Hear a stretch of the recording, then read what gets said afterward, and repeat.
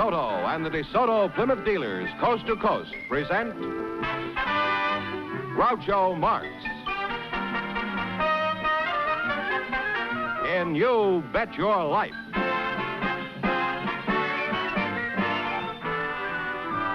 Groucho sent me to see the new DeSoto. Groucho sent me, and I love to drive this car. It's long and low and roomy, you're so handsome you can see. It's powerful, and I'm so glad that Groucho sent me. Listen to him when you hear Groucho say, go drive the new DeSoto at DeSoto Plymouth dealers today.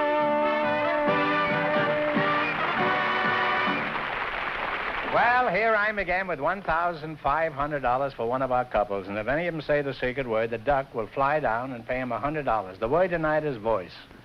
All right, Duck. Groucho, we invited some women lawyers to the show tonight, and just before we went on the air, our studio audience selected Miss Beverly Rubens. Her partner is one of baseball's best-known figures, Mr. Charles Dresson. So, folks, you come in, please, and meet Groucho Marx.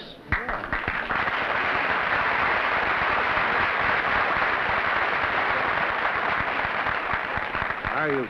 Chuck Dresson, of all people, huh? Well, welcome, folks, with the DeSoto Plymouth dealer. Say the secret word, and you'll divide $100. It's a common word, something you always have with you. Beverly Rubens, huh? And Charlie Dresson. Well, glad to meet you again, Chuck. I haven't seen you for a long time, huh? Last time I saw you, you were in the bullpen. You're going to Washington this year, I understand. Is that true? That's right, Groucho. I'm going to manage the senators. Oh, well, you're going to have your hands full. Some of those senators in Washington are pretty hard to manage. How do you think the Washington Ball Club will fare this year? I think we'll finish in first division. In other words, if you're lucky, you'll come in fourth. Is that it? Well, I don't know. If you're lucky, we might go a little bit higher. But the other day, I see where Casey put me seventh. Casey Stengel. Oh. Well, Washington, first in war, first in peace, and fourth in the American League. Used to be last in the old days. Let's change that joke. Now, how long were you with Brooklyn before they threw you out, Chuck? Well, we might as well get right down to cases here. Stop being polite, huh? First, they didn't throw me out. I was there in 1951, 1952, and 1953. Yeah. What kind of a deal have you got with Washington now? Well, I got what I wanted with Worston. I got a 2-year contract with the senators. Chuck, they slip one over on you. All the other senators get 6 years in Washington. Now, Chuck, do you mind if I palaver with your partner for a moment? Not at all. Go ahead. Let's see. You're Beverly Rubens, That's right, Groucho. Mm-hmm. And it says here you're a lawyer? Mm-hmm. That's right. Well, I may invite you to go out and help me work on a case after the show. You prefer scotch or bourbon? Would you mind giving us your age, Beverly? And remember, the penalties for perjury are the same in this court as any other. Oh, if I have a choice, Groucho, maybe I better not incriminate myself. Well, are you single or married? In other words, are you looking or cooking? Boy, I get fooled all the time. Well, I'm not cooking. Now, Beverly, how long have you been a lawyer? Well, Groucho, I passed the bar just this last December. I've heard the expression passing the bar many times, but I'm not sure what it means. What happened when you passed the bar? Did some drunks inside whistle at you? Well, the bar that I was referring to is the state bar, Groucho. That's considered the best kind. Oh, I see. They have nothing but bonded stuff there? And after, what it is, it's a written examination. And after I'd received notification that I had passed the written examination, I attended the ceremonies in January, where I was sworn in by Chief Justice Gibson of the California State Supreme Court with 250 other attorneys here from Southern California. You say he swore you in? That's Yes. a coincidence. Last time I faced him, he just cussed me out. Was there any more to the ceremony than just this man swearing at you? Well, yes, we had a... You do a maypole dance or anything like that? Singing habeas corpus. Yeah. No, we... All around the habeas corpus, huh? You've been there, I see. Well, I've been a habeas corpus for many years. Well, after we were... Last 2 years, I've just been a plain corpus. After we were sworn in by the Chief Justice, we did have a talk from the representative of the State Bar, and he gave us some tips on professional ethics and honesty in the courtroom. Well, was he for him or against him? Well, I'd like to more time to talk to you two, but now you're going to play You Bet Your Life. Remember, we start you off with $100. You understand how to play this game, eh? And one answer between you. Okay. How did you even take the sport quiz? Was it gone already, I don't Chuck? know enough about it. Oh, that's right. You were with Brooklyn. Now, you selected... You select a dictionary quiz, huh? It's a fine thing for a ball player. Remember, the more the question is worth, the harder it is. What do you want to start with? 10, 20, 50, all the way to 100? 70, 80. 80. 80, all right. What does the word ambulate mean? To walk about, move about. That's right. That's very good and very smart. You're on your way. You have $180 now. What are you going to go for? $70. What do you call the movable plate or valve in a stove or fireplace that is used to regulate the draft? The movable plate or valve in a stove or fireplace that is used to regulate the draft. The flue? No, it's a damper or a check. We lost half your 180. You now have $90. All right, now don't get discouraged. Now, what are you going to go for? 60? 60? What is the fourth estate? The press. The press is right. Well, you now have $150. Okay, now you're climbing. Now, what are you going to go for? 90? What do you call the board used by an artist on which he mixes his colors or pigments? No, the easel. Yeah. The board used by an artist in which he mixes his colors or pigments. Thing like this. The easel? The palette. I'm sorry. What is The it? palette. Eugene Palette, that's right. Yes. And you wind up with $240. Chuck, you got home by a squeeze play that time. Thanks and good luck from the DeSoto Plymouth dealer.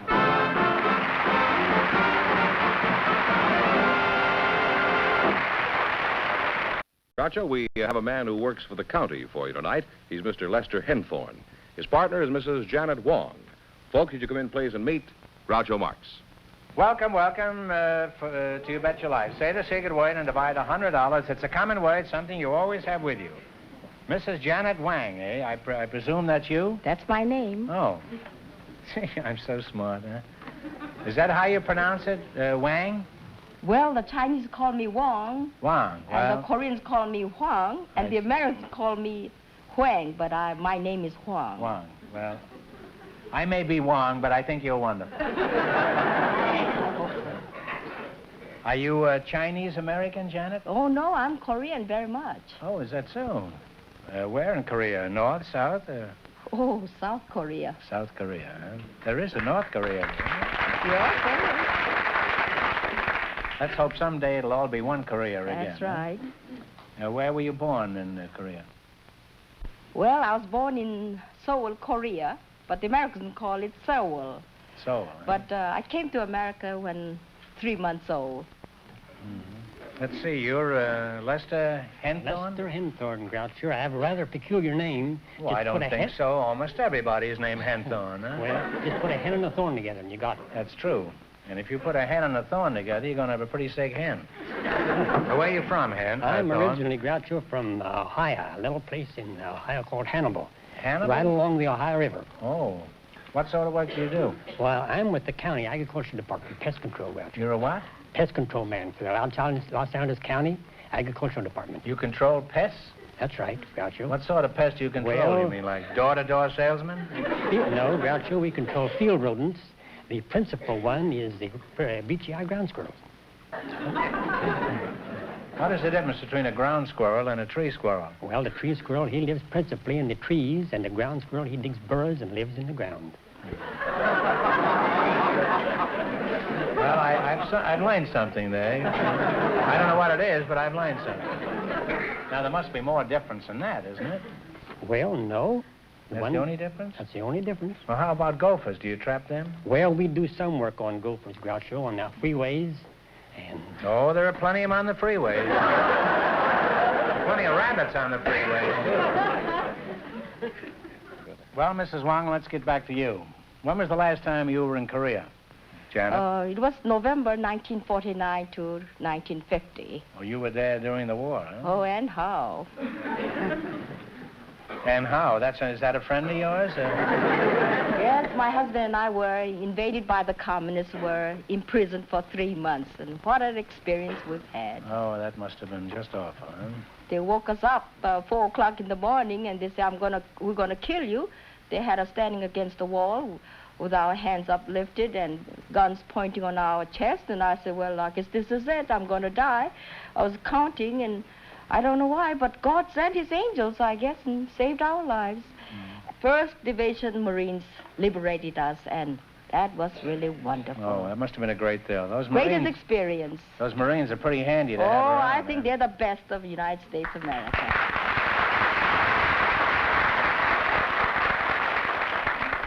Now, what are your plans for the future, Janet? Are you planning to go back to Korea? Oh, we have to. Our work is in Korea. We take care of over 165 abandoned babies and boys from teenage boys of Korea.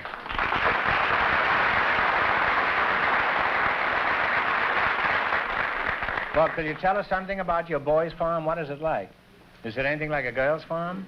Oh, no, it's the 40-acre land farm, and on it we have little rabbits and chicken and ducks and little cow. We have to get some milk for the babies, too. We have to get eggs for the babies.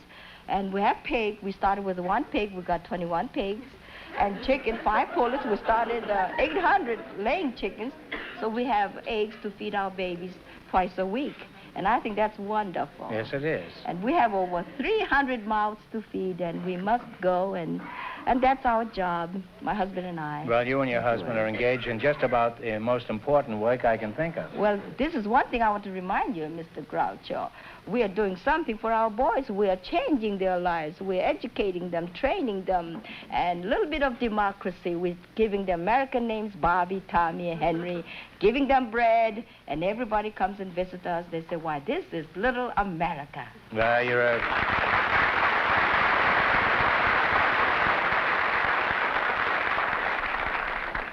you're quite a gal, and I hope you knock us over for a lot of money tonight. All right, now let's play You Bet Your Life. In the race for the $1,500, the first couple won $240, and the secret word is voice. You selected a biblical quiz. What do you want to start with? What do you think? From 10 to 100. 60. $60.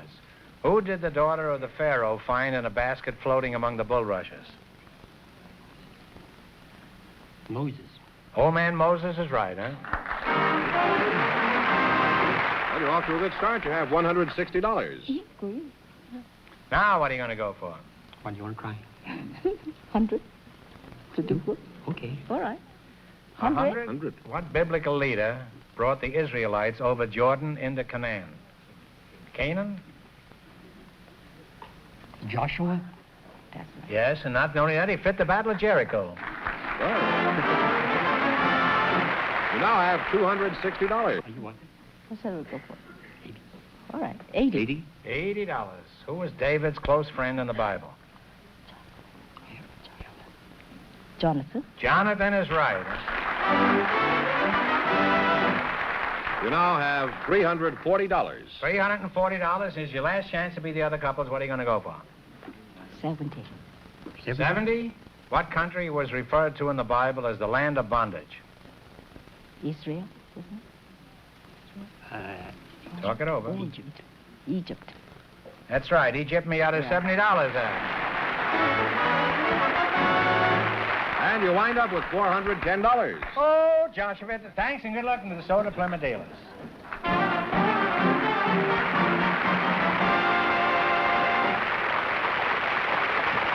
Groucho, Miss Kay Barker and Mr. Robert Bootson are waiting to talk to you. So, folks, would you come in, please, and meet Groucho Marx. Welcome, welcome to the DeSoto Plymouth dealers. Say the secret word. Say the secret word and divide $100. It's a common word, something you always have with you. Miss Kay Barker and Robert Bootson, eh?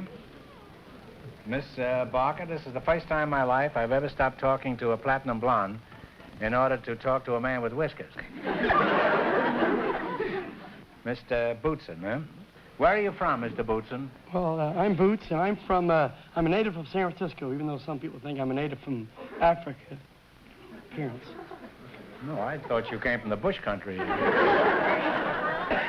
How old are you, Boots? Well, Boots, around... Slogging up and down again. Boots.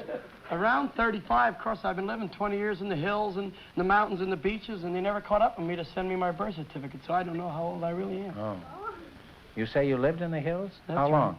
Well, I lived there about 20 years in caves and under trees and top of trees. Why were you living this like a hermit? Well, of course, I didn't have to pay any taxes living that way, and I felt very healthy up there. I mean, I had a lot of air. I like a lot of air. Yes, you can get a lot of air there. You mean one day the tax man came around and you threw the paper aside and says, well, me for the hills? That's right. What did you eat when you were living like a caveman? Well, frozen chop suey?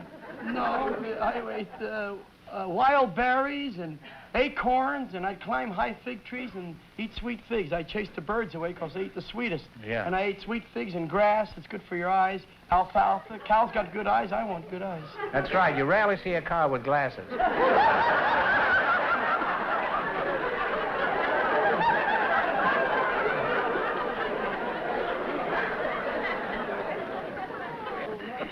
And, Boots, it's very difficult for me to pull myself away from you and talk to Miss Barker, attractive as she is, but your first name is Kay? That's right, Groucho. Is it so? Where are you from, Kay? Well, I'm from Blackpool, England. Oh, from jolly old England, eh? Yes. Oh. That's a seaside resort, you know. Are you married? No, I'm not, Groucho. You're not, huh? Mm-hmm. Do you have a job? Yes, I do. What do you do? Well, I'm a butcherette. A butcherette? Mm-hmm. What is a butcherette? Well, a butcherette means You put that, the panties on lamb chops? No. Well, first of all, to be a butcherette, you have to belong to the meat cutters and butcher workers union. Oh. I'm a cashier, and I'm also on the deli. You're a deli, do you say? No, I'm on Are you the a deli. Piccadilly or a... No, not a Piccadilly. No, I'm on the deli. You're on the deli? When I'm well, not how long have taking you been time. on the deli? I mean, Well, you look pretty good to me. 4 years now. Well, what is a deli? Delicatessen counter. I'm sorry, I didn't tell you before. I thought you were hitting the old stuff or something. How about you, Boots? You married? Yes, my wife's hiding somewhere out there. She's probably swinging from a chandelier or something.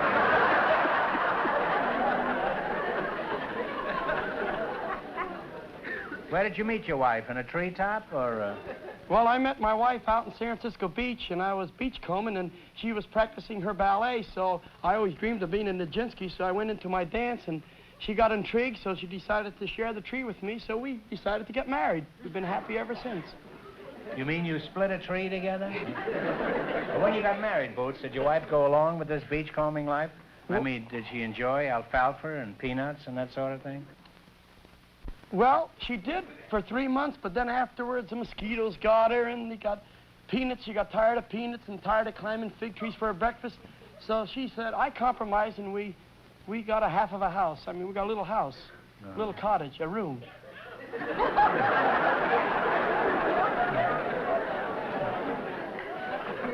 Well, do you have a job now? Yes, I'm a singing fruit peddler. I peddle figs and peanuts in the beaches and the desert, Bel Air, Beverly Hills, and I sing and peddle fruit. What kind of fruit? Well, I peddle figs and peanuts and razor blades. I mean, apples. What kind of a fruit is a razor blade? Well, show us how you sell your fruits and nuts, Boots. Right now? Not a very long sales talk, just about one more second. 1 second will be enough. Hear ye, tree-ripened sweet figs, ladies and gentlemen. The birds eat them, I eat them, and I went a long way in life. Figaro, Figaro, Figaro.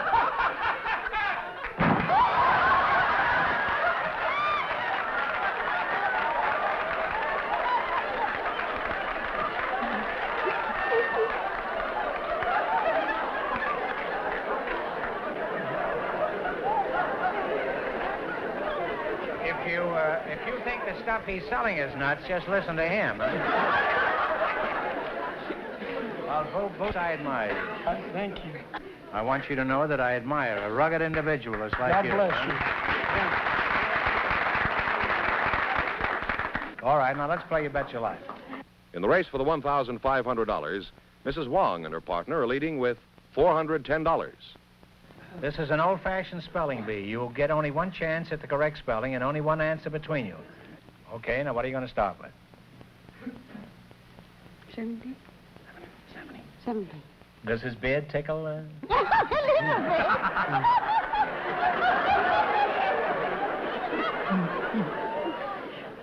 $70.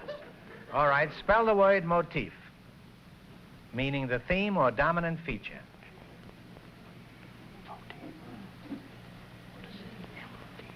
Motif. Spell it and pronounce it. M-O-T-I-F-F-E. You spell it. M-O-T-I-F-E. Motif. Now, I think about 6 more spellings will get it, but... No, it's M-O-T-I-F. That's what I thought. I forgot the... You just got too elaborate with that word. That's all. All right, now don't get discouraged. Now, you've What are you lost going to go for? half your $100. You now have $50. Now, what are you going to go for? 80. She says 80 and I say 80. Okay, spell the word gnome, meaning a diminutive being like a dwarf or an elf. No. Yeah. Is K? No. N-U-M-B? That's dumb. N-O-M-B. N-Y-M-P-H.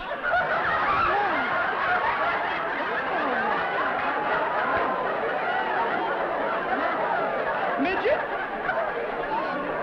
K-N-O. I'll give you 30 more chances.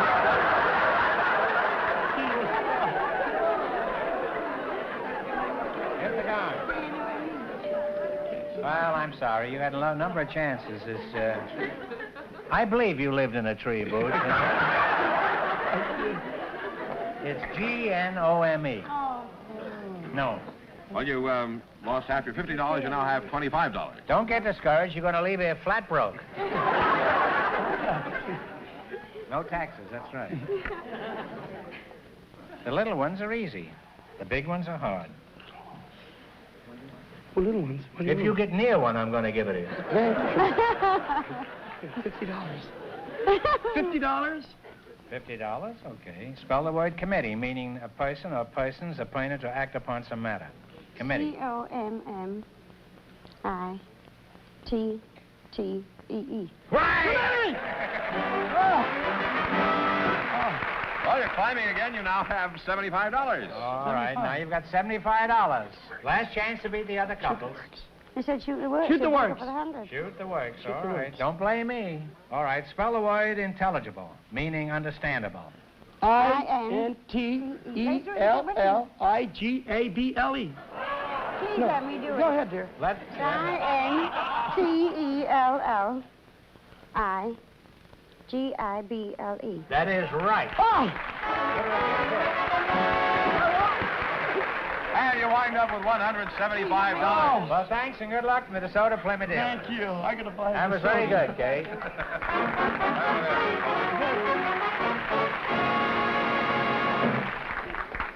And that means that Mrs. Wong and Mr. Henthorne with $410 in just 1 minute get the chance of the DeSoto Plymouth $1,500 question.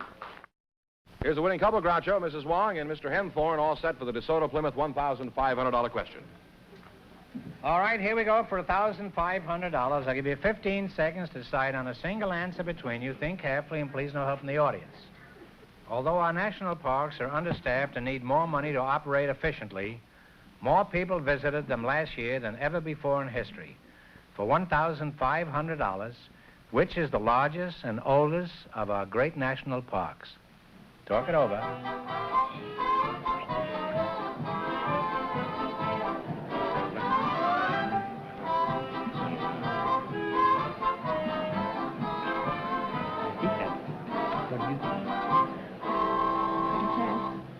What is the answer you two decided upon? Yellowstone? That is right, Yellowstone.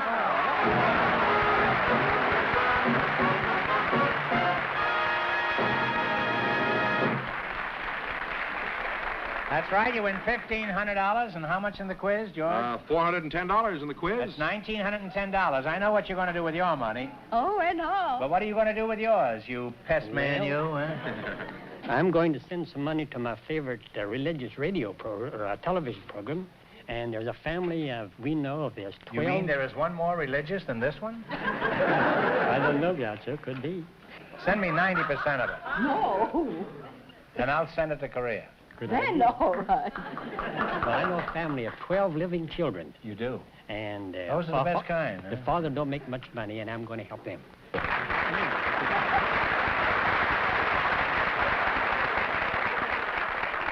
Well, congratulations from the DeSoto Plymouth Dealers of America. You bet your life.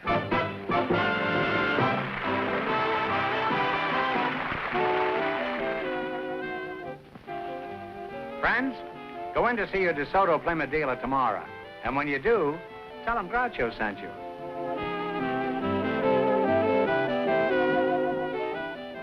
Be sure to tune in next week, same time, same station, for Groucho Marx in You Bet Your Life on television. On radio every Wednesday night. And don't miss the big Chrysler Corporation TV show each week on another network.